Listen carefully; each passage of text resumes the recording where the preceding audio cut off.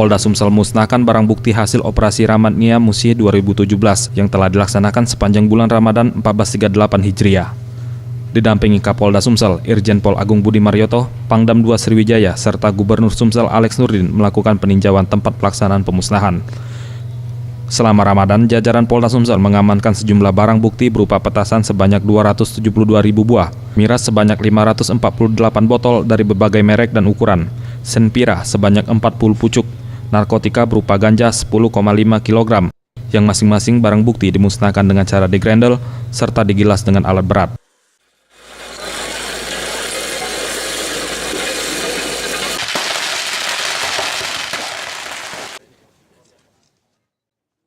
Alex Nurdin, Gubernur Sumsel mengatakan, untuk menjaga rasa aman dan nyaman tentu perlu dukungan dan kontribusi dari masyarakat.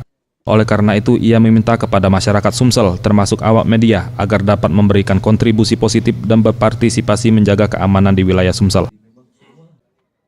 Tanpa dibantu kontribusi yang positif, partisipatif dari seluruh warga masyarakat, termasuk juga mass media. Dan pagi ini kita musnahkan, lihat maknanya, yang dimusnahkan itu narkoba yang merusak sekarang dan merusak masa depan.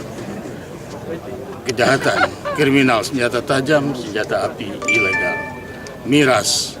Kalau sudah minum miras, lupa akal sehat.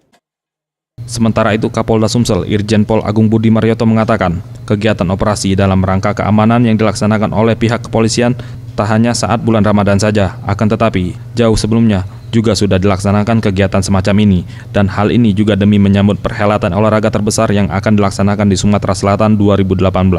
Melaksanakan kegiatan yang ditingkatkan atau namanya KKYD. Dia melaksanakan baik razia-razia, operasi, sampai dengan penegakan hukum.